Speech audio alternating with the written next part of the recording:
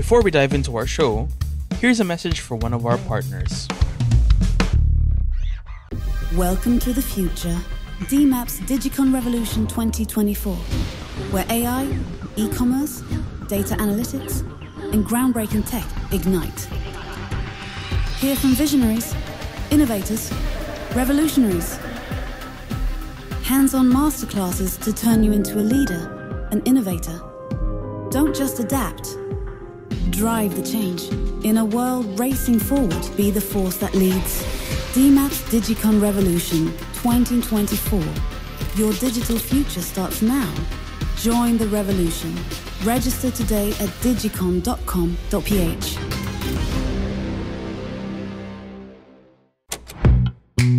The Pod Network Entertainment.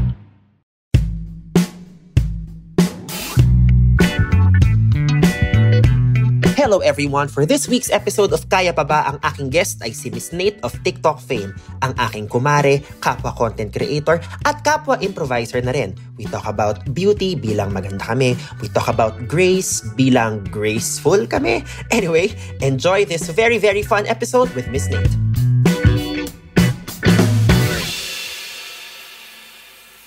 Hello everyone! Welcome back to Kaya Pa Ba with Baus Rufo, and my guest for today is a good friend of mine, is a fellow content creator, eventually naging fellow improviser na rin dahil siya ay ang aking downline at ako ang naging top distributor of the month ng Third World Improv. Charing. Please welcome to our studio, Miss Nate.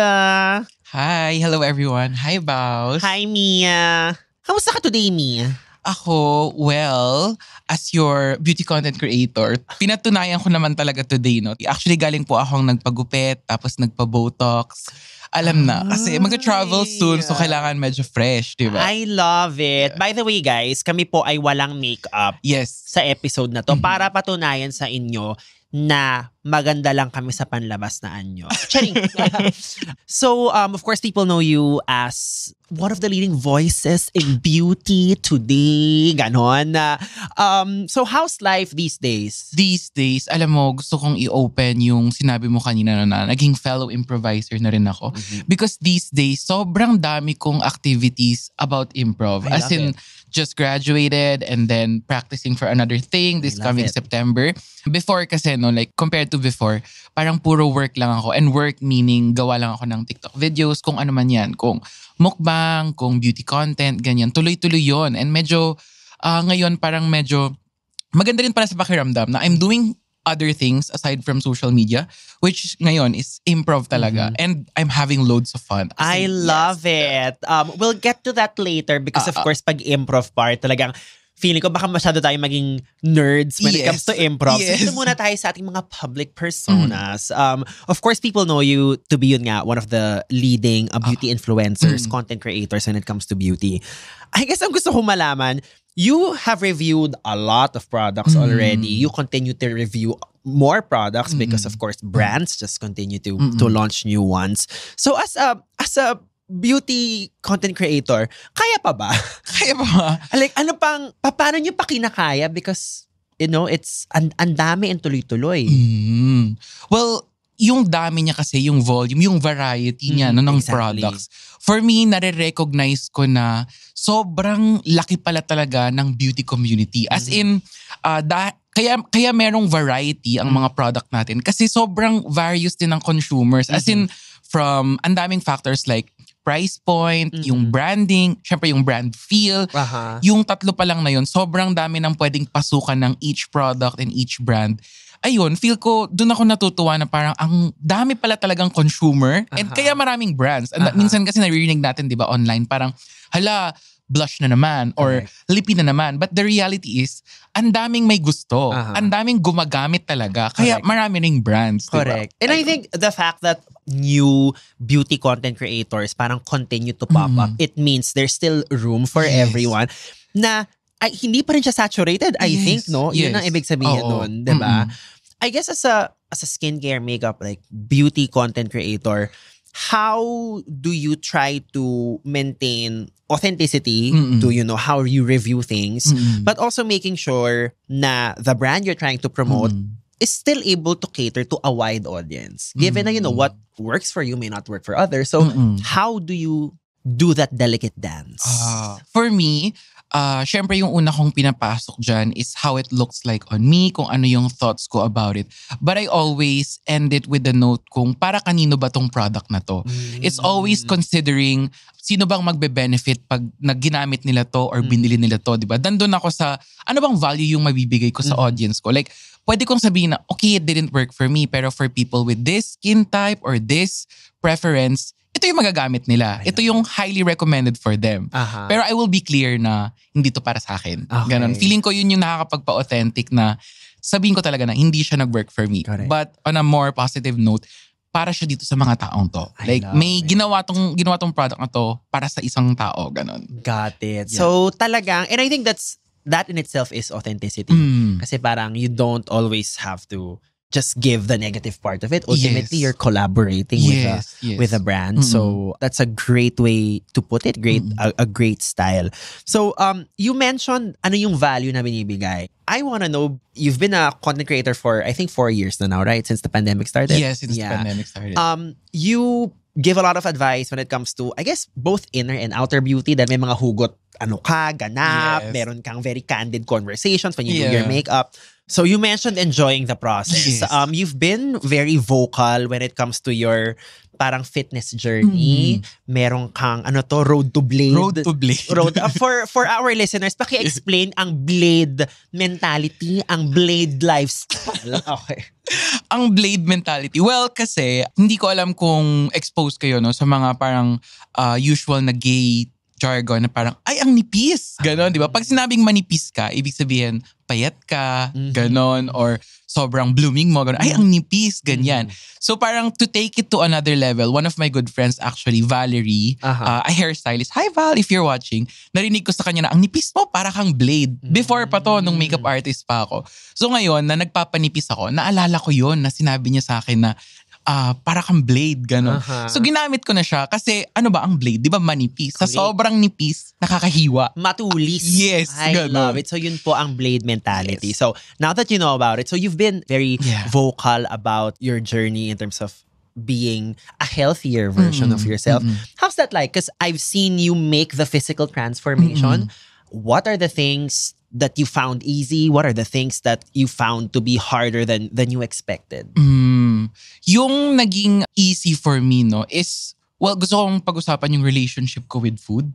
Parang dati kasi, yung thinking ko was, the less you eat, the more you lose weight. Diba? Ganon. And because of my coach, na-realize ko na food is fuel.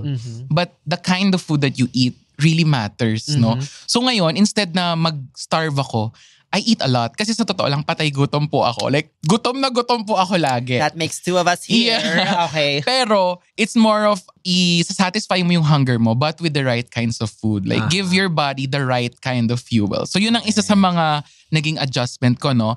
Pero hardest part for me would have to be working out. Sa totoo lang. Like, yung diet, kaya, basta may right kind of food. Pero yung talagang pagbuhat, yung pag-bodyweight exercises, and kumakain din siya ng time, di ba? Like, kailangan mo, for me, kailangan kong gumising ng maaga to do that. Yun yung naging hard part for me because, alam naman, nag-work tayo, di ba? So, it kind of takes a physical toll on me also. Okay, got it. I assume you're also happier now. Yes. I think mood-wise, when you just try to eat better or work out, it really just makes you bladier. Yeah. Bladier! Saka di ako gutom all the time. Like, yun kasi yung problem ko before na parang di ako maka-work ng maayos or masungit ako because gutom ako. Like, kahit sino naman, I think, no, pag gutom ka, maldita ka. Ganon. Now, a quick message from one of our partners. Welcome to the future. DMAP's Digicon Revolution 2024, where AI, e-commerce, data analytics, and groundbreaking tech ignite. Hear from visionaries, innovators, revolutionaries. Hands-on masterclasses to turn you into a leader, an innovator. Don't just adapt. Drive the change. In a world racing forward, be the force that leads. DMAP's Digicon Revolution 2024. Your digital future starts now. Join the revolution. Register today at digicon.com.ph. And I guess as a content creator, pag nire-review mo yung mga drafts mo, tapos meron ka ng physical transformation, there's this kind of like very intimate thing you go through when you review your video and you see every micro expression you have. But now that you've made that transformation, how's that inner dialogue go these days? Oh, I love this question. Kasi, parang there's a thinking na, lalo na yung mga bago kong followers, no? Parang feeling nila, ngayon lang ako naging confident because pumayat ako. Baby, she was always a star. Yun nga, di ba? Parang if you look at my older videos, no matter what I looked like then, GGSS na ako. As in, yun na, like parang feel ko na I'm a content creator. I'm beautiful. Ganon, di ba? So, for me, it's yung feeling na yun, kahit ano nang maging itsura ko, in the future man, dala ko na yun eh. Di ba? Like in the past na kahit bigger ako noon and hindi ako masyadong happy sa appearance ko, dala ko na yung pagka-GGSS ko. Ayun. That's the inner dialogue now. Na parang kahit anong maging itsura ko in the future, ako na to eh, di ba? Like, correct. ito na yun. I love it. I love it. And yung mga followers mo who have been with you since day one, how have they celebrated this parang moment of triumph? Oh, okay. For me, pinaka natutuwa ako kapag sinasabi nilang they also started doing low carb because of me. Yun ang pinaka. Kasi for me, yung low carb, not just, yun nga sabi mo nga kanina, not just physical yung effect niya sa akin. Mentally din, like the fact na hindi ako gutom parati. A lot of things na execute ko ng maayos. Like just working, making a video. Ang ayos niya gawin, di ba? So yun, natutuwa ako kapag sinasabi nilang they started working out because of me. Ganun. And especially like, honestly, obese ako nun, no? So parang, nagagawa nila akong point of comparison na parang, kung kaya niya from this to this, kaya ko din. Yun yung pinaka, as in, naiyak ako pag sinasabi nilang, na-inspire mo ako na mag-workout. Yun. So tinanong mo sarili mo kung kaya pa ba at kinaya naman. I love it. So, because the title of the show is Kaya Pa Ba, huhugot tayo ng kaunti or medyo huhukay tayo ng kaunti. When was the last time you found yourself asking the question, kaya pa ba? Kaya pa ba? Well, ako no, Baus, kasi hindi ko alam kung dahil Virgo ako or like very critical ako sa sarili ko talaga. Like kind of a perfectionist. Kasi gusto ko parating medyo people pleaser ako, sa totoo lang. Sa mga There's brand. There's nothing wrong with that. Yeah. Yes, okay. Sa mga brands, kanyan. Syempre, sila yung kabuhayan natin din, di ba? Gusto kong maging okay lahat. Like sa mata nila. Merong point in time na sobrang kino-compare ko yung sarili ko sa other beauty creators.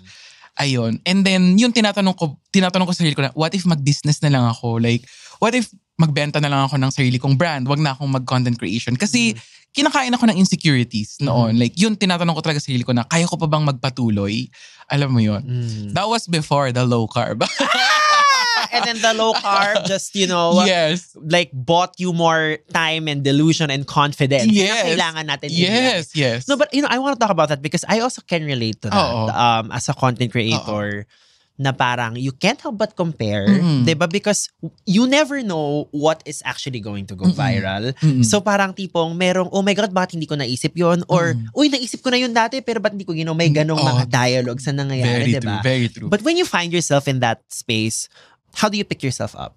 What do you have parang a regimen, a spiritual practice? How do you just try to get through the next second, the next minute?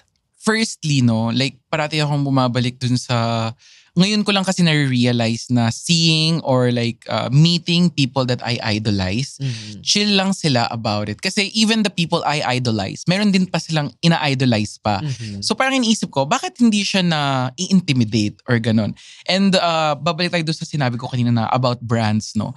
It turns out, yung mga brands pala, hindi naman din masyadong nakatingin sa number of views or engagement. Minsan nasa how you present yourself. Minsan nasa ano ba yung ideals and values na nasa content mo. So thinking about that, ayoko mag-name drop. Pero parang yung mga idol ko, parang ganito lang sila kahit onti lang yung followers nila pero ito yung mga brands nila. Yun yung isa sa mga way na na-overcome ko yun na siya, hindi naman ganun karami yung engagement niya pero ito yung brand na nakuha niya, ito yung project na nakuha niya. And that inspires me and helps me get through that insecurity na parang you're not parating yung sinasabi sa sarili ko dati na you're not doing enough. Like, kulang yung ginagawa mo. Kailangan more pa. Kailangan ibongga mo pa. Ganon. Oh, I mean, like a very interesting story because I have like a content creator friend who has more followers than me. Hindi man significantly more, but actually significantly more, I think, at this point. And then, in passing lang sinabi niya, you know what, Bao, sometimes I wonder how you book so many gigs and so many brands. Na parang, there was like mild shade there and mild read. But I also was like, you know, at the end of the day, it's still a sales job eh. You get what I'm saying? Yeah. So parang, and that's where my 10 years of being in sales comes in. That's where your years of being a makeup artist, which means I think you've sharpened this muscle of being a people person, I think comes into play. So, I mean, at the end of the day, you work with what you have. So, ayun. Now, saka syempre, gusto ko palang i-add na nung time na tinatanong ko sa sarili kung kaya ko pa ba, naisip ko rin yung community ko. Syempre, parang if biglang mawala si Nate, paano na sila, di ba? I always like to think of myself as a companion or a friend na pwede nilang ka-FaceTime pag pinapanood nila yung videos ko. That's one of the POVs that I always use kapag nag-chichika ako or like just doing my makeup. Meron akong friend na ini-imagine ko na chinichika ko sa kanya, oy, ang ganda nito, ganon. So I feel like that intent to create companionship and the relationship with the viewer, it comes through din sa mga videos. Yeah, it's a very special relationship that you have with your followers. Kahit gaano kadami or kahit gaano kaunti yan. So, I guess it's also safe to assume that you are a queer public figure. Yes. Diba? I mean, I think naman siguro, no? Oo. But how does it feel na somebody who's queer is a big influence in like the themes of beauty?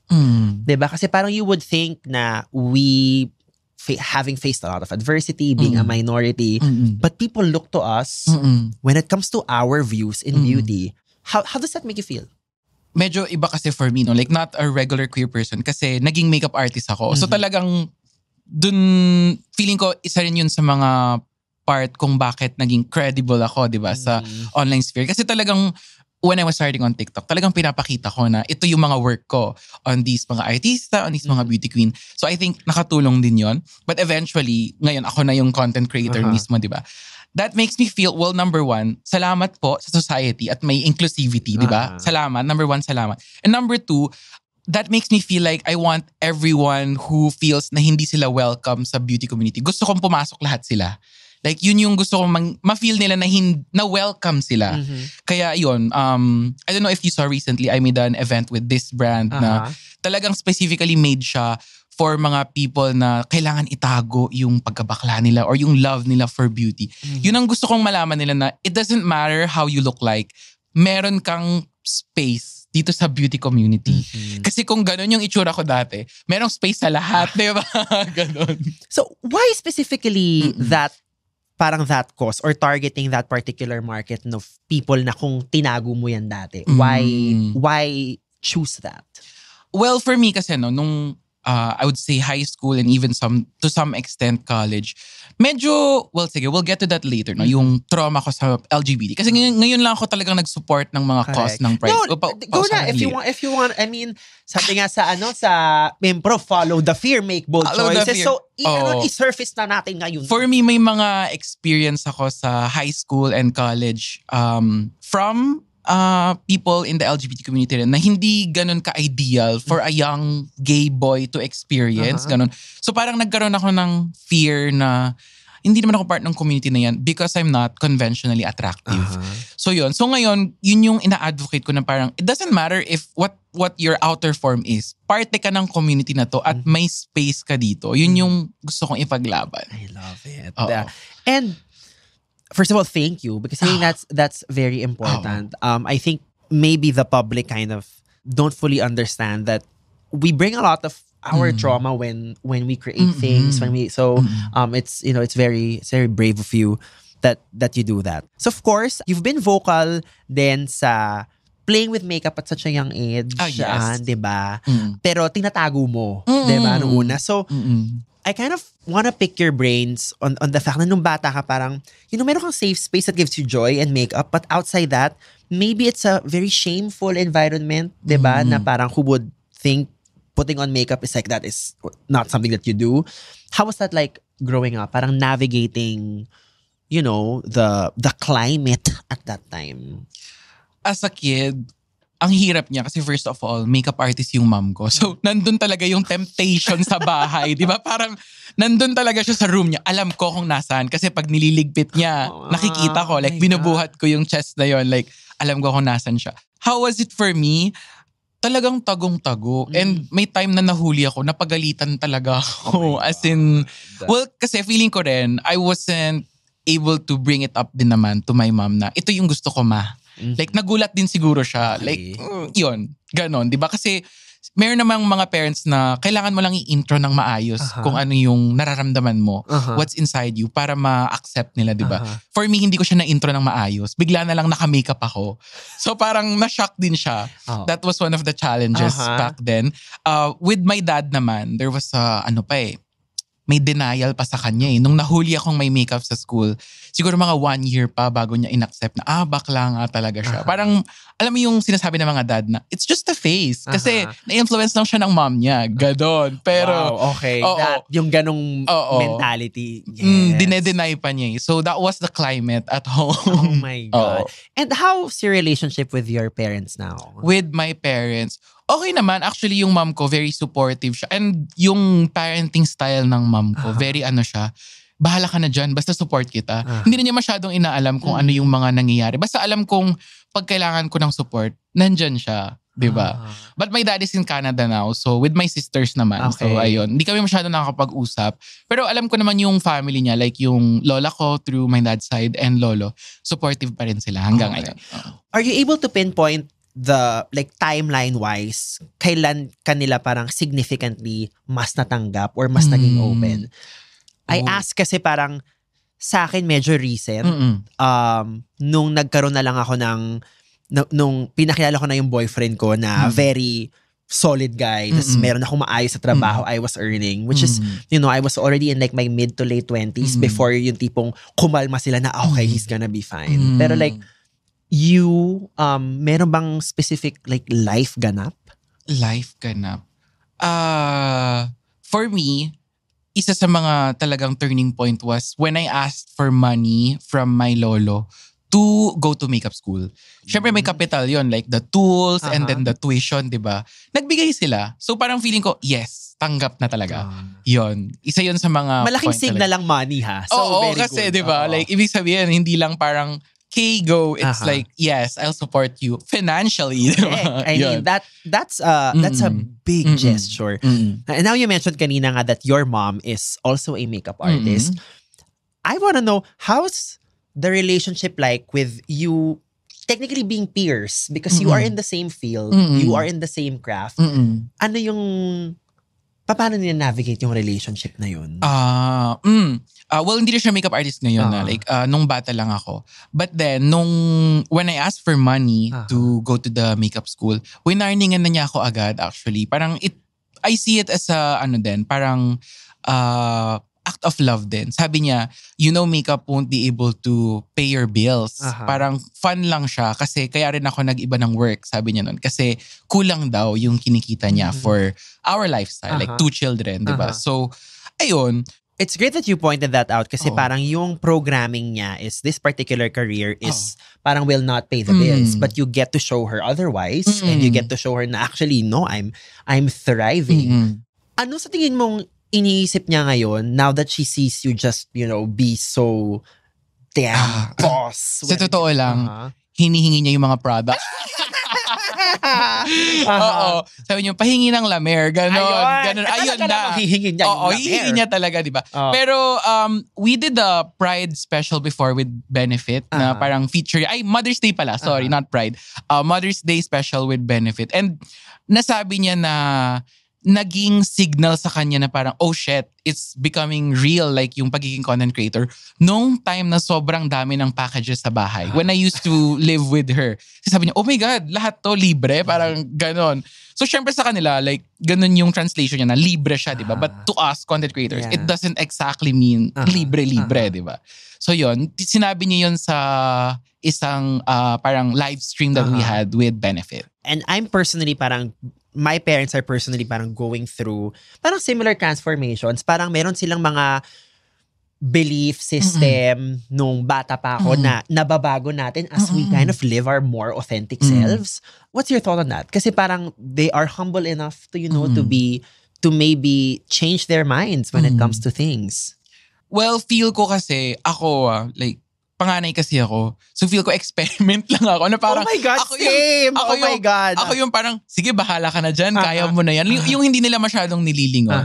Pero for me ngayon, because of that, I feel like mas pwede akong magbigay ng support to my younger siblings.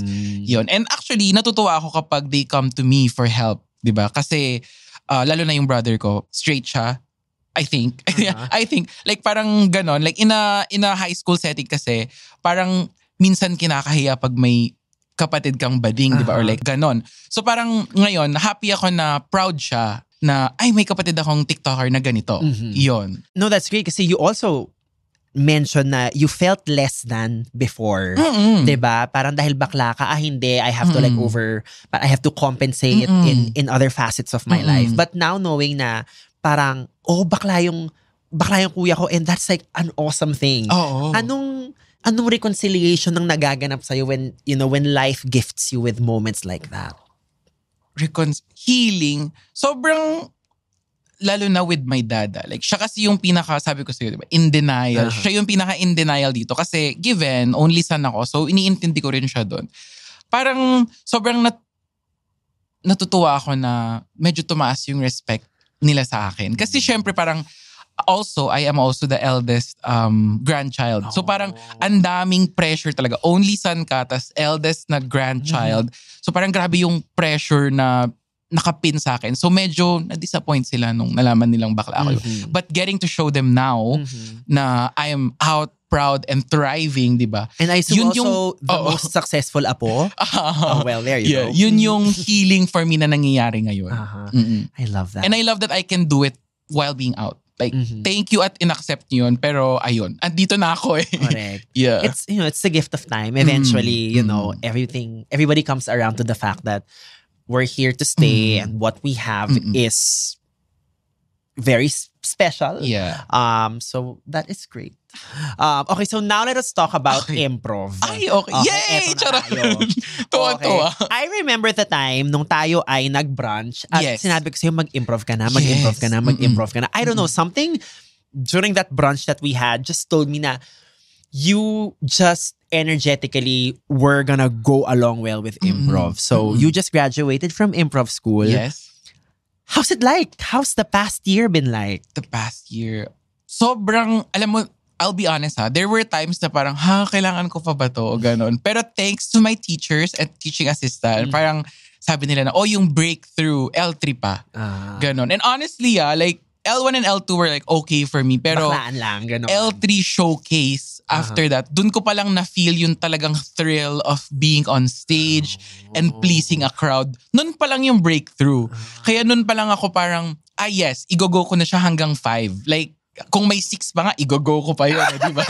Diba? So, dun ko palang siya na-feel. It took a while, I think. Pero yun din naman sabi nila, L3 pa yung breakthrough. And for me, the 8th sessions lang. Correct. 8th session na, parang, asa na? Asa na. Pero nung showcase talaga, puputok. Oh my God. So parang, ito pala yun. Ito pala yung binabalik-balikan ng mga tao dito. Oh my God. Sige, let's dig a little deeper there. If you can try to recall the moment of breakthrough on stage, what were you experiencing? Like, do you remember the scene and then how eureka moments just came to you?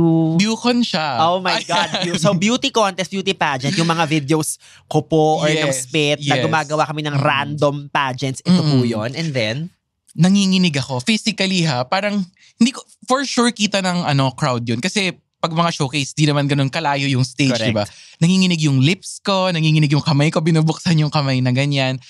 Yung papel pala, sorry. Well, it was, Bucon siya. Tapos, the question kasi was, parang it's about ano bang nagiging special. Tungkol siya sa seasoning. Okay, seasoning. Kasi season. Basta parang sinabi ko na, yung nagtanong kasi sa akin was a white person. Okay. Like, nag-student din siya, nakaklase Who ng needed seasoning in his life? Charing! Oo, sabi ko, you guys came here to the Philippines for seasoning, right? Is it hot enough for you? Mga ganon.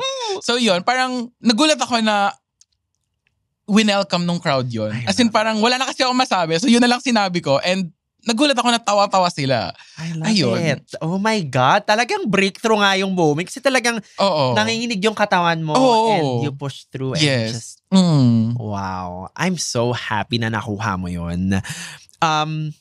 And recently rin, nung tayo ay nagkita sa lamay ng ating dear improv friend na si Ae, you mentioned to me that since you did improv, you're just more present now. Yes. What does that mean? I mean, I kind of know what it means, but tell us what that is. Mas naging clear sa akin how you actually communicate and relate to other people. Just the fact na pag in an improv space, pag may sinabi ka, people will always acknowledge, diba? Yun, dun manggagaling yung yes. And because of that space na kahit anong sabihin ko, people will acknowledge and support eventually, parang na-apply ko ngayon yun sa buhay ko na kung sino man yung magsasabi ng anything around me, I will always acknowledge them. And nakikita ko talaga yung difference na parang when you say yes to them, you hold space for them. Nag-iiba yung ano nila, yung parang bumabalik yung tiwala nila sa mga tao. Kasi, I don't know, I have a lot of friends na very, alam kong maldita sila because of past experiences, mga ganon. And pag ina-apply ko yung improv rules doon na parang, basta I will hold space for them. Kung ano man yung gusto nilang sabihin, isusupport ko and then i-yes ko and then isusupport ko. Talagang yun lang, parang okay na sa kanila. Like, nailabas na nila. And in the same space, parang pwede ko rin gawin yun. Diba? Sobrang ganda. Ano ba?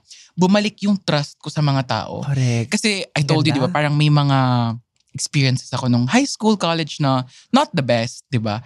Nawalan ako ng tiwala sa mga tao. Kaya rin siguro ako naging makeup artist kasi walang team pag makeup artist. Ako lang. FYI, may team na po siya ngayon. Yung assistant po niya is behind the camera filming us. So talaga pong bumalik ang kanyang tiwala sa mankind. Yes. Oo. So parang alam ko na yon na hindi ako magaling sa team kasi hindi ko tinatrust yung mga tao. Pero because of improv, nagkaroon ulit ako ng trust sa mga tao na I know she wouldn't do that. I-yes niya ako.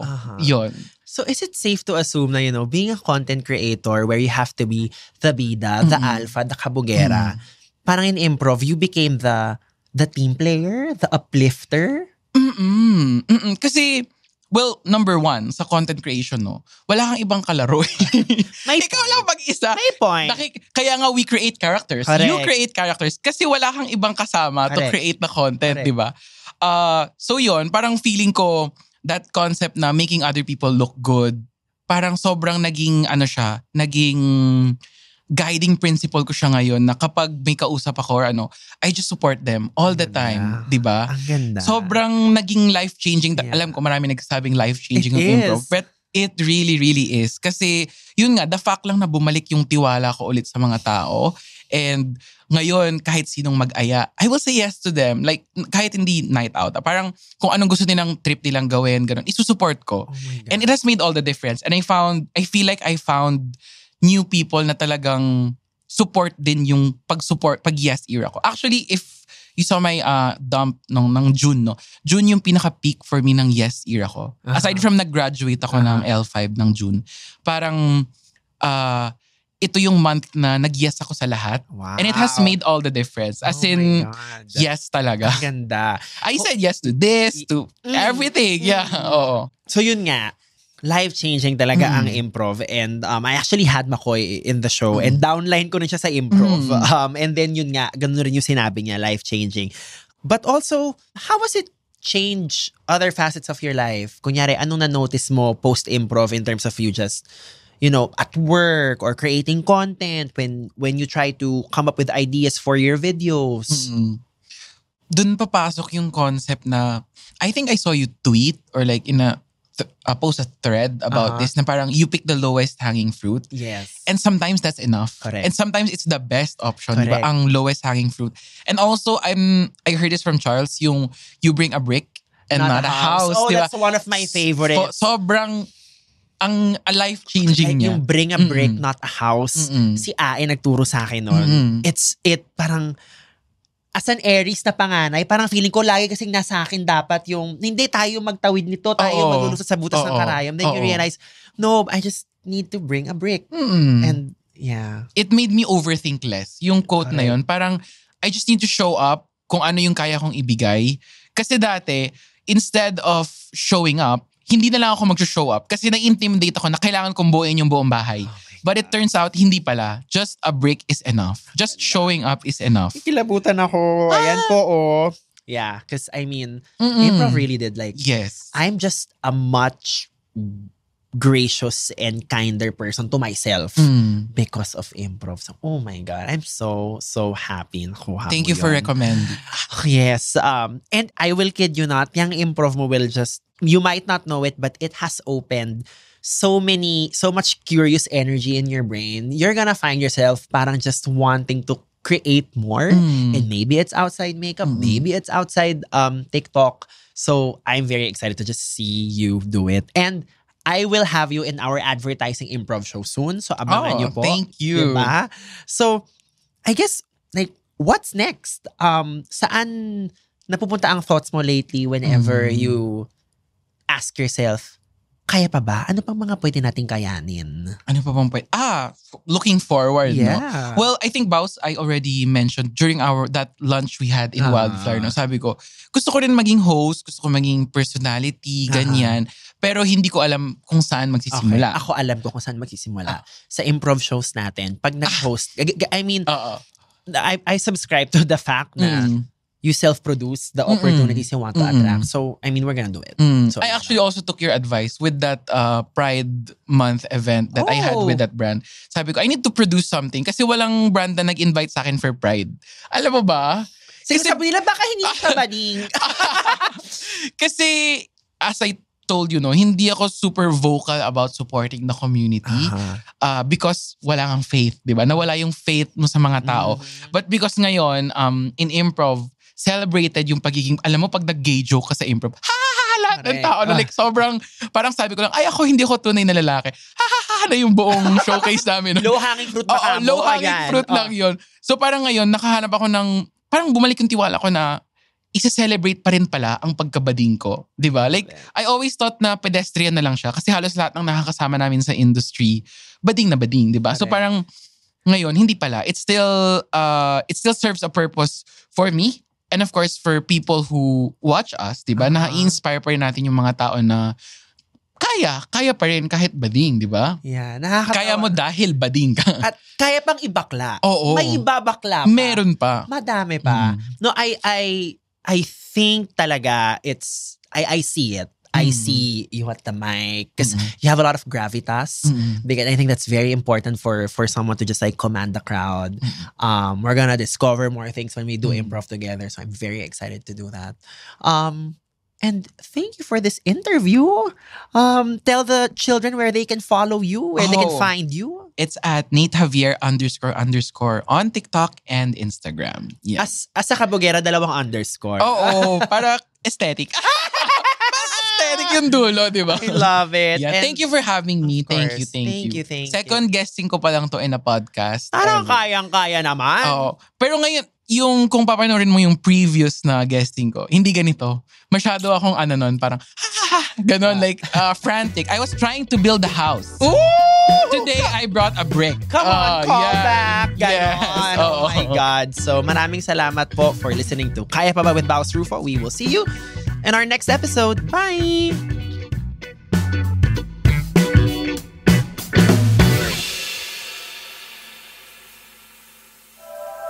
The opinions of podcast creators, hosts, and guests are not necessarily reflective of the official stance of the Pod Network Entertainment, its hosts, or other network programs. The content created by the people behind the podcast is personal and not meant to harm any religion, ethnicity, group, organization, company, or individual.